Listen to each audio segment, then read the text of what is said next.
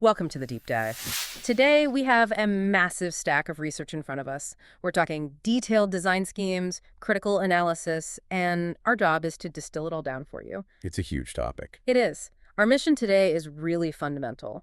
We're trying to understand how to build the water and sanitation infrastructure, what's called WASH-H, that really defines health and sovereignty for the African continent and for key diaspora hubs. This is a deep dive into genuine nation building. Yeah. I mean, we are talking about designing systems that serve millions of people who currently lack safe drinking water, who don't have dignified sanitation. And the mandate we looked at isn't about just temporary fixes. No, not at all. It's about creating sovereign water infrastructure. These are systems built for equity, for dignity, and maybe above all for extreme climate resilience. And the lens, the stress test we're using for all 10 of these design schemes is environmental performance. Right. It's not just about, can you turn the tap on today? It's about guaranteeing that the system performs sustainably for the next 50 years. Precisely. High environmental performance. I mean, that means the system has to be sustainable, it has to have a minimal ecological footprint, and it has to be resilient to shocks. Shocks, like what? Like intense floods, long droughts, and this is so key. It must use closed-loop treatment and reuse processes. So this means bringing together fields that are often stuck in their own silos. Hydrology, sanitation engineering. Exactly. Hydrology engineering, ecology, all of it focused on one thing: long-term community health. And the scope is just immense. It connects the entire global Black experience to this one challenge. We're looking at 10 different schemes, right? 10 distinct schemes. Yep. From rapidly growing cities in Africa, we're talking Uganda, South Africa, Kenya, all the way to diaspora sites like Trinidad and Tobago and even Detroit. It's a truly interconnected infrastructure challenge. Okay, so let's unpack that. High environmental performance. You mentioned closed-loop treatment. For you, the learner, what does this actually look like on the ground? Well, a closed-loop system is all about eliminating waste. It's about getting away from that linear consumption model. You mean the old way? The old way, yeah. Pump water in, use it once, maybe treat it a little bit, and then just dump it back into a river or the ocean. Right. Closed-loop totally changes that mindset. The treated effluent, the wastewater, is immediately seen as a resource. It gets reused, usually for things like irrigation or industrial cooling, or even to recharge aquifers. So the treatment plant isn't the end of the line anymore. Not at all. It becomes a resource generator. The crucial one. Exactly. And that really drives the three core themes we see across all 10 of these schemes. Using modular units so you can scale up flexibly, making sure the community has ownership so it's maintained, and this absolute commitment to reuse loops, turning waste into an asset. Okay. And that brings us directly to our first big challenge area: decentralization and urban informal settlements. These areas are they're growing so much faster than centralized city services can possibly cope with. Which creates huge health and environmental risks. Immense risks. So let's start with case study 1, Kampala, Uganda. The brief there is about upgrading water and sanitation in these informal settlements. What's the biggest barrier to performance there? It's one word: efficiency. Specifically, tackling this massive problem of non-revenue water. NRW. Non-revenue water. Explain that. It's water that's produced, it's treated, it's pumped into the network, but it's never billed. It just disappears. It's lost to physical leaks in old pipes, meters that don't work right, or even theft. I mean, if a utility is losing, say, 40% of its water before it even reaches a customer, the whole system is environmentally bankrupt. And that's not just a money issue, it's a resource issue. If you're losing water, you have to pump more, treat more. Which uses more energy and puts more stress on your raw water sources. Yeah. So how are these new schemes actually fixing that NRW problem? It's a combination of technology and governance. The design mandate calls for things like advanced metering, smart grid mapping, to find breaks in the pipes really fast, and this is critical pressure management. Pressure management. Yeah, you divide the whole system into smaller, more manageable zones. Then you can reduce the water pressure at night when demand is low. That alone significantly cuts down leakage from old pipes, but it doesn't affect the supply when people need it during the day. It's a technical fix, but it sounds like it needs constant accountability to work. It absolutely does. And that focus on failure it's just underlined by this staggering figure in the precedents. Africa loses an estimated $200 billion a year to infrastructure gaps and failures. $200 billion. A year. And it's largely because the systems just fail to maintain their performance over time. It shows that the upfront cost to build something is often tiny compared to the long-term cost of letting it fail. That's the ultimate caution against that build and walk away approach to development. It really is. Now, moving to the continent to case study 2, in Cape Town, South Africa, we see how the physical design itself can mitigate some of these immediate health risks. The mandate here calls for decentralized modular sanitation hubs. Okay, what makes a modular system better for an informal settlement than, say, a traditional big pipe network? Well, modularity is a fantastic response to the realities on the ground. You have really complex issues with land tenure, difficult terrain. Yeah. You can't just dig anywhere. So instead of waiting years for a massive civil engineering project. Exactly. Instead of waiting decades, you deploy these self-contained sanitation and gray water treatment units. You can install them quickly, you can scale them up as needed, and they can be managed locally. They immediately reduce the health risks from things like open defecation. And the South African context gives us this perfect juxtaposition, right? We see a precedent for huge success and one for just catastrophic failure. We do.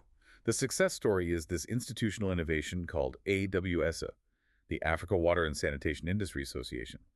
They figured out a way to ring-fence municipal water assets. Ring fence, meaning what? It's crucial.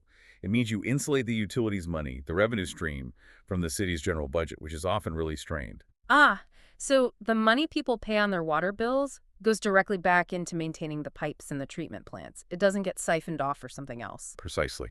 That professionalizes the whole operation. It guarantees reinvestment, and it makes the utility a much more stable and attractive prospect for, say, private climate finance. Yeah. Strong governance directly enables environmental performance. But then there's the cautionary tale, the municipality of Imelalini. Yes. They were hit with severe fines for consistently, illegally dumping untreated sewage into the environment. So they had the plant, but it just wasn't working. The plant was irrelevant. It's the perfect example of how the technical solution means nothing if the governance and the institutional culture fail.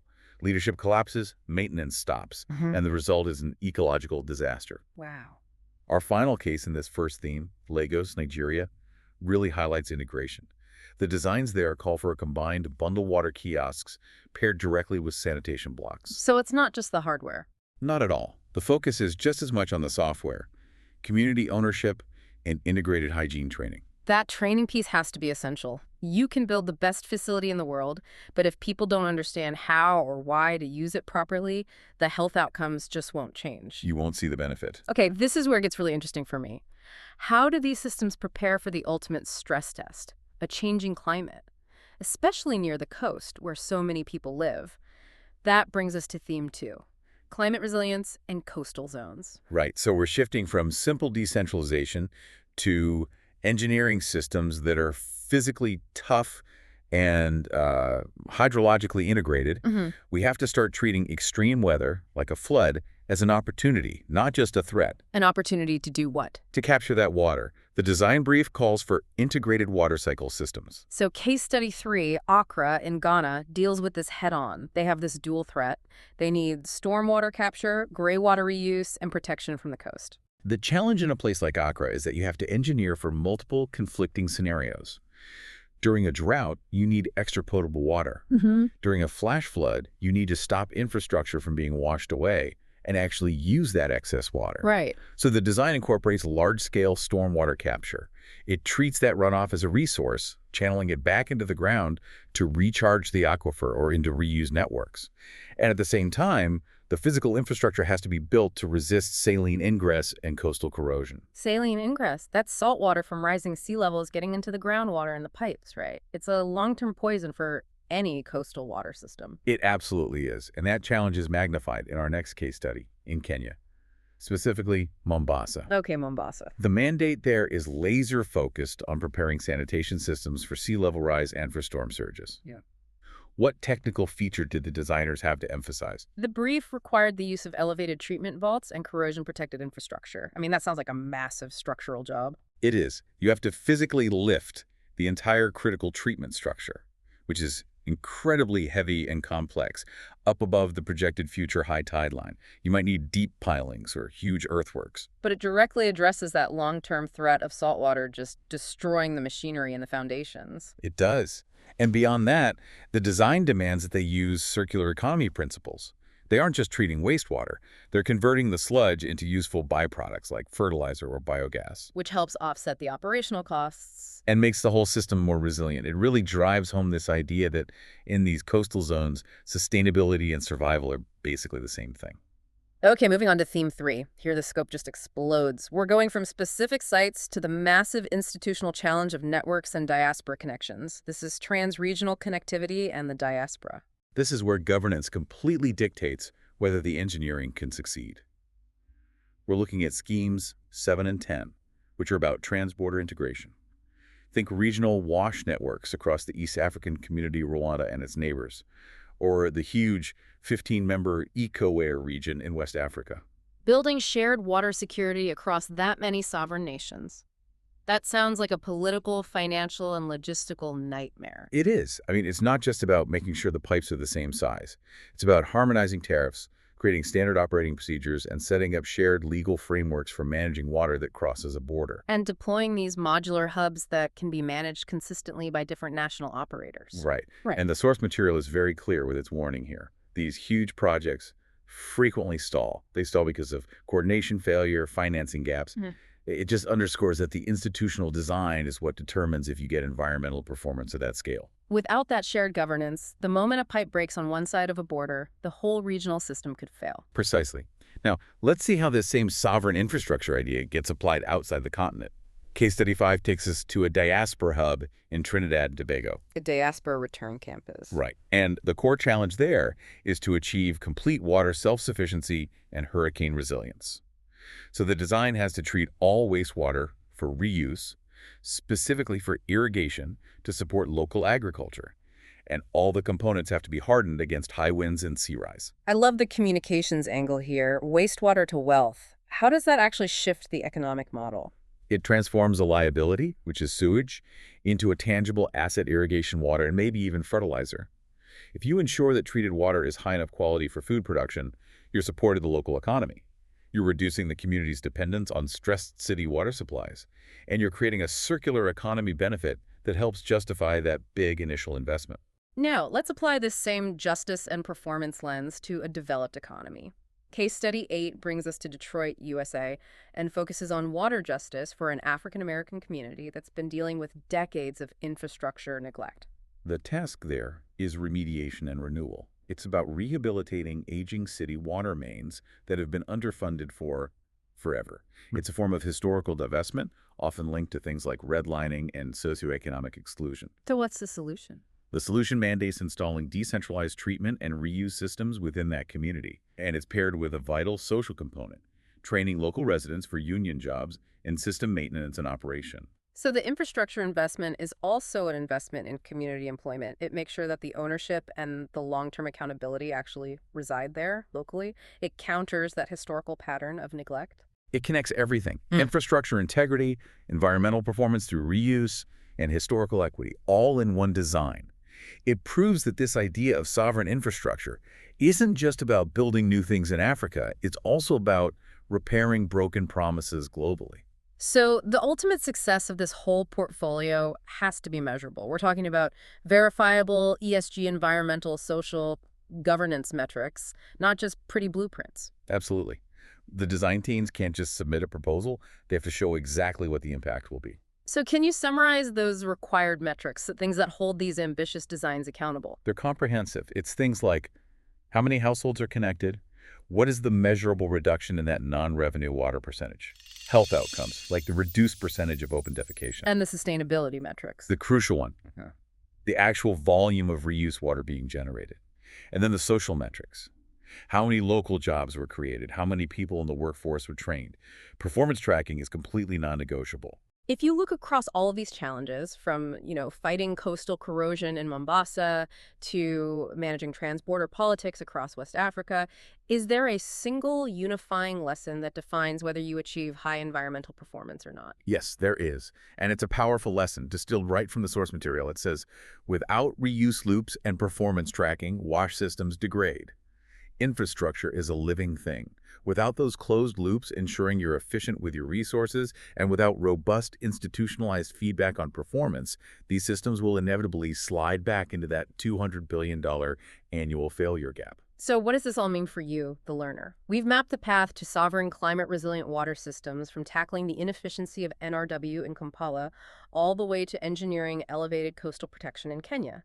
And all of it is unified by this non-negotiable imperative of environmental performance. And we have to recognize the immense scale of the deficit. We're talking nearly 400 million people who still lack safe drinking water in Africa. But the foundational policy document, what's called the KING-KAMBUF directive, it leaves us with a very clear command. Water is life. Sanitation is dignity. The infrastructure has to support that dignity. The technical brilliance we've seen is extraordinary. The modular hubs, the treatment for reuse, these decentralized systems. But the source material, especially those really sobering warnings about Imalani and transborder failures, it makes one thing starkly clear. Innovation in infrastructure design is meaningless without equally robust systems of governance, operation, and maintenance. We could design the most perfect elevated treatment vault, but if the local utility doesn't have ring-fenced funds and a trained workforce to operate it, it fails. The technical solution is proven. The question for you to mull over is this: what specific institutional investments in policy, in funding transparency, in capacity training are required in parallel with the construction budget to ensure these brilliant designs don't just become the next generation of failed or half-finished projects? That gap between technical capability and institutional endurance, that remains the biggest challenge of all.